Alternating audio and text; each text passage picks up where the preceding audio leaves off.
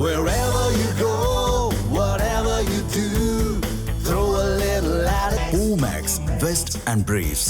தமிழ் ஜனம் நேயர்களுக்கு வணக்கம். டிஜிட்டல் எக்ஸ்க்ளூசிவ் நிகழ்ச்சிக்கு உங்களை அன்புடன் வரவேற்கிறேன். சில நாட்களுக்கு முன்னாடி ஈரானோட கார்க் ஐலண்ட் மேல மிகப்பெரிய தாக்குதலை நடத்துச்சு அமெரிக்கா. இதற்கு மேலேயும் ஈரான் பணியலை அப்படின்னா போர் அடிக்கும் போதெல்லாம் கார்க் ஐலண்ட் மேல தாக்குதல் நடத்துவோம் அப்படின்னும் அமெரிக்கா எச்சரிக்கை விடுத்திருக்கு.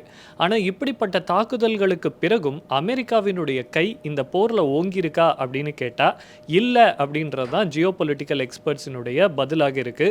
இதை பற்றி விரிவாக பார்ப்பதற்கு முன்னாடி தமிழ் ஜனம் சேனலை சப்ஸ்கிரைப் பண்ணாமல் இந்த வீடியோ பார்த்துட்டு இருந்தீங்க அப்படின்னு சொன்னால் உடனே சப்ஸ்கிரைப் பண்ணுங்கள். அமெரிக்காவினுடைய கரம் இந்த போரில் ஏன் ஓங்கலை?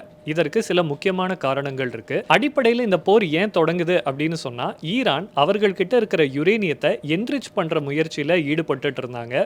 ஸோ யுரேனியத்தை என்ரிச் பண்ணும்போது என்ன ஆகும் அப்படின்னு சொன்னா அதை அணு ஆயுதமாக மாற்ற முடியும். இது தங்களுக்கு ஆபத்து அப்படின்றத காரணத்தினால தான் அமெரிக்காவும் இஸ்ரேலும் சேர்ந்து ஈரான் மேல தாக்குதல் நடத்திட்டு இருக்காங்க. ஸோ பல கட்டமாக இந்த தாக்குதல் நடைபெற்றாலும் இன்னை வரைக்கும் ஈரான் கிட்ட இருக்கக்கூடிய அந்த நியூக்ளியர் ஸ்டாக்ஸை இதுவரைக்கும் அமெரிக்காவாலேயோ இஸ்ரேலாலேயோ கைப்பற்ற முடியலை. இந்த ஸ்டாக் பையில் எப்போ இவர்கள் கைப்பற்றுகிறார்களோ அப்போதான் இதை இந்த அலைடுக்கான ஒரு விக்டரியாக பார்க்க முடியும் அப்படின்றதான் ஜியோ பொலிட்டிக்கல் எக்ஸ்பர்ட்ஸினுடைய கருத்து. ஆனால் அதற்கு இப்போதைக்கு வாய்ப்பே இல்லை அப்படின்னு சொல்கிறாங்க.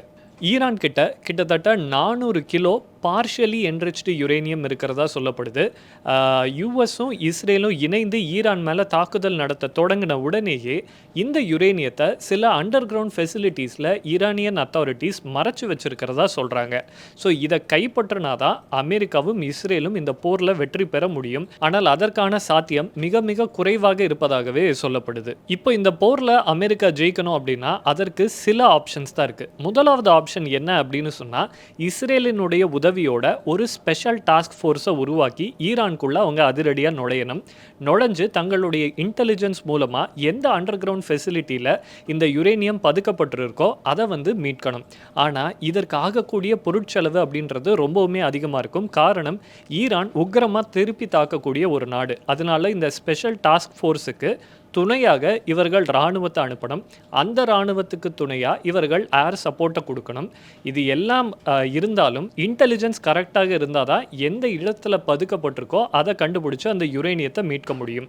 ஸோ இதற்கு ஆகக்கூடிய பொருட்செலவு ரொம்பவுமே அதிகம். அது மட்டும் இல்லை, போகக்கூடிய சோல்ஜர்ஸில் நிறைய உயிர் சேதமும் ஏற்படும் அப்படின்றது இந்த திட்டத்தை செயல்படுத்துவதில் இருக்கக்கூடிய சிக்கல்களை வெளிக்காட்டுவதாக இருக்குது. ஒருவேளை இதை செஞ்சு யுரேனியத்தை அமெரிக்கா மீட்டால் கூட பிரச்சனை முடியாது. காரணம் என்ன அப்படின்னா யுரேனியத்தை எப்படி என்ரிச் பண்ணுறது அப்படின்றது ஈரானுக்கு ஏற்கனவே தெரிஞ்சிருச்சு. அதனால என்ரிச் பண்ண யுரேனியத்தை ஈரான்லேருந்து மீட்டாலும் திரும்ப ரஷ்யா மூலமாகவோ சைனா மூலமாகவோ யுரேனியத்தை வாங்கி என்ரிச் பண்ணக்கூடிய முயற்சியில் ஈரான் ஈடுபடும். சரி, ஒருவேளை அப்படி அவர்கள் ட்ரை பண்ணாங்க அப்படின்னு சொன்னால் எப்படி இப்போ பாம் போடுறோமோ அதே மாதிரி அப்பவும் அவர்களுக்கு பாம் த்ரெட் கொடுக்கலாம் அப்படின்னு அமெரிக்கா நினச்சா அதுவும் சிக்கல் தான். காரணம் என்ன அப்படின்னா இந்த போர் தொடங்கின உடனேயே ஸ்ட்ரெயிட் ஆஃப் ஹார்முஸை ஈரான் மூடிடுச்சு. இது வரைக்கும் அதை வெற்றிகரமாக அமெரிக்காவால் அந்த பகுதியில் இயல்பான ஒரு போக்குவரத்தை கொண்டு வர முடியல. இதனால வேர்ல்டு லெவலில் இந்த ஆயில் ட்ரேடில் மிகப்பெரிய டிஸ்ரப்ஷன் ஏற்பட்டிருக்கு.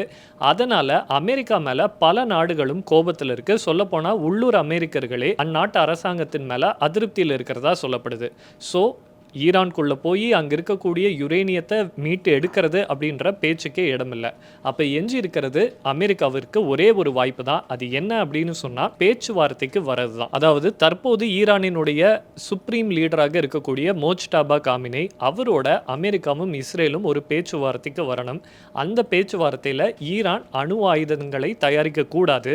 அதே நேரம் ஈரானுக்கு தேவையான, அதாவது ஈரான் நாட்டினுடைய பொருளாதார வளர்ச்சிக்கு தேவையான அனைத்து உதவிகள் செய்வோம் அப்படின்னு அமெரிக்காவும் இஸ்ரேலும் வாக்கு கொடுத்தால் மட்டும்தான் இந்த போர் ஒரு நிரந்தரமான முடிவை நோக்கி நகரும் அப்படின்னு சொல்றாங்க.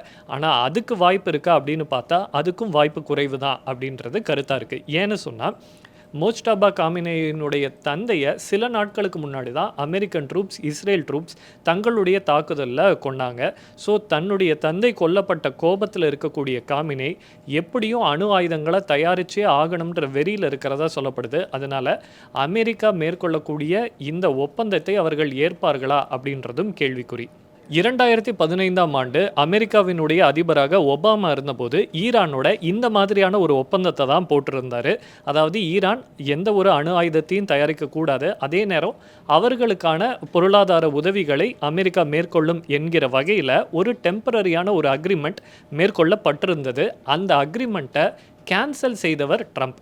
ஸோ அந்த அக்ரிமெண்ட் கேன்சல் செய்த ட்ரம்ப்பால தான் இப்போ இவ்வளவு பெரிய பதற்றம் அப்படின்றது ஈரானில் ஏற்பட்டிருக்கு. ஒருவேளை நாளைக்கு மோஜ்டபா காமினேயையும் இஸ்ரேலும் அமெரிக்காவும் தங்களுடைய தாக்குதலில் கொலை செய்தாலும் திரும்பவும் இந்த இஷ்யூ வெடிக்க தான் செய்யும். ஏன் அப்படின்னு சொன்னால், இவர்களுக்கு கீழே இயங்கக்கூடிய பயங்கரவாத குழுக்கள் அவர்களுக்கு இந்த அணு ஆயுதங்கள் எங்கே ஒளித்து வைக்கப்பட்டிருக்கு அப்படின்றது தெரியும்.